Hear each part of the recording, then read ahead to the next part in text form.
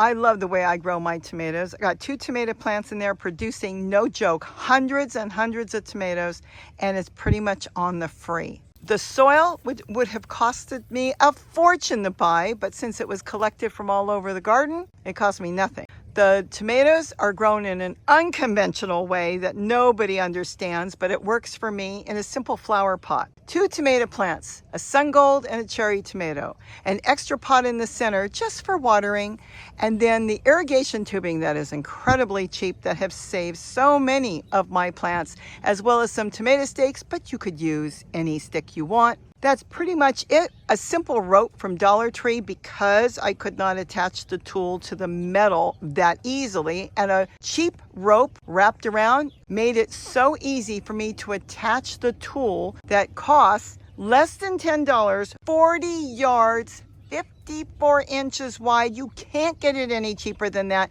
And I always tag it under all my videos because that's where I buy all my tool. I buy it on eBay. I trust these people. I love it. And well, all you need is one, because you know what? To wrap this entire thing, I used 3 yards. 40 yards at less than $10, free shipping, 54 inches wide. Well, think about it. This is how I grow tomatoes, on the cheap, pretty much on the free. About 3-4 months ago, I went ahead and I filled this trough that was on the other side of the yard, and I brought it over here. Well, okay, Gary brought it over here. But it was filled with nothing but leaves, and as some people would say, trash from the garden. Of course, any leaf that is falling off of a plant is gold to me. Why? Because it's like Mother Nature. Look at all the trees around the hillsides. Nobody's taking care of that. Well, that's not true. Mother Nature is. The weather is. The leaves fall. It makes its own soil, as most of us call it compost. Well, that's what I did in this trough. Had I filled this up with store-bought soil, I could have been $100 to $300 worth of soil, depending if I wanted to go organic, a fancy type of soil. But if I wanted to go something cheap enough to grow in, then I probably could have gotten away with, let's say, probably just about $100 worth of soil. The soil I put in here cost me nothing. And as you can see, I am harvesting all my tomatoes last week. A week ago, I came through here, I don't even think it's been a week, and pulled off all the tomatoes. Now, how many plants are in this trough? If you watched me, you saw me put 2 flower pots in there, something simple like the ones I collect around here, with big holes on the bottom, and I put 1 sun gold and I put 1 cherry tomato. That is it. In the middle, I left a single flower pot, a smaller one, and I stuffed it with leaves, more leaves, after I filled this thing up full of leaves from the garden.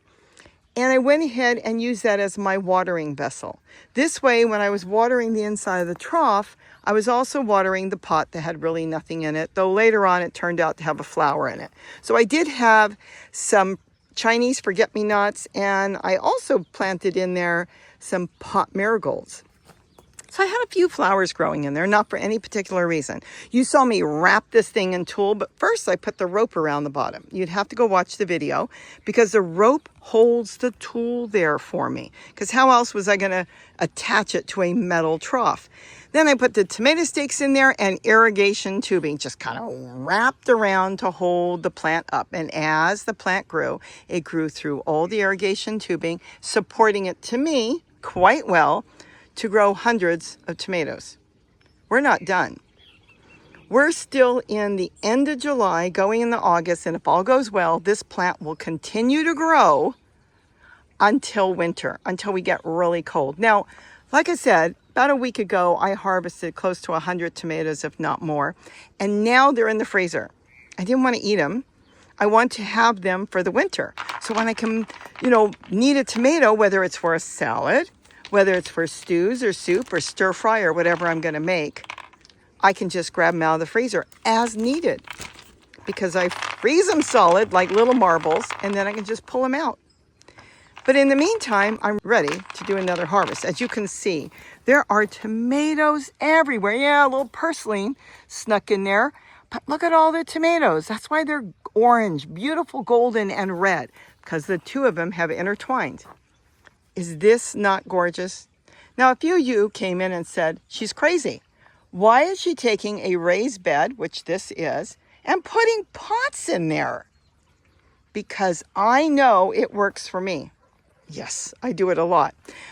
The reason I do that is if I come through here, especially on warm days, and I water the pots, I know that tomato plant is getting full water to the roots where it needs it.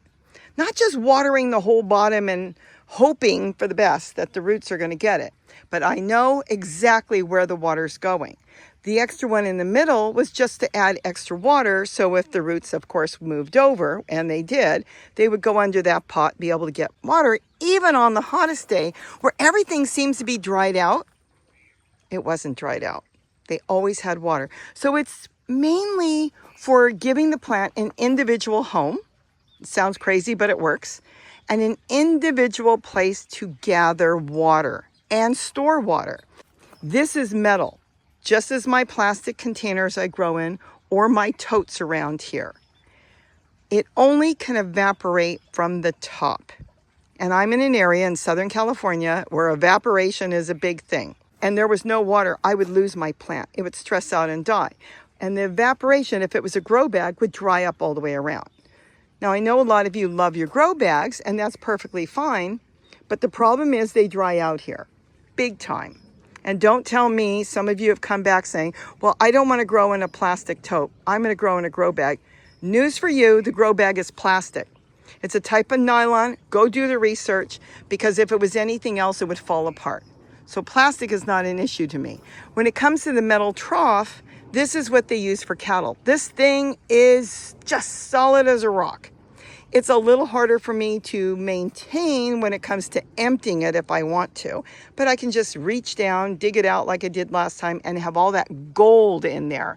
Once the plant is gone, I've got the best soil, compost, in the world to grow in and spread around in pots to grow other things, be it peppers, cucumbers, lettuce, kale, anything I want. And in the meantime, I can refill it. I probably won't do that for a couple years though. This should be good for another year or two after the tomatoes are gone, because I'll just top it. It's going to compress down because all the leaves and twigs and everything in there will compress, but I can still fill the top up. So it's a win-win. And again, the pots give the plant an individual home. So when you water, if you're going through with a hose and you miss the plant, you know that if any water fell into that pot, that plant is going to get the water it needs. Meanwhile, it sends its roots out of the bottom into all that precious stuff you put there, all those leaves that are breaking down as nature, as the hillside behind, and it will continue not only to water the plant, but to feed the plant. Because everything I put in there turned into plant food. And it composted down, and the earthworms and the microbes came in there, and the plant fed on it. Now, right now, let's step back and look at the plant. You can see it's stressed. Some people would call it a disease. You call it whatever you want, because look how terrible it looks. It does look terrible. But do you see what's going on? It is still throwing flowers. It is still throwing tomatoes. What is actually going on with this tomato plant, both of them, is it has produced already over 100 tomatoes. Viable, wonderful tomatoes that have seed inside, that can drop to the ground, stay encapsulated for the entire year until next spring and burst into growth. In other words, not all seeds grow as soon as they hit the ground, and it has done its job. So what nature is trying to do is pull it back one way or another. She can infest it with hornworms, or she can just send whatever is going to hit it to make it die back, because that's what's supposed to happen.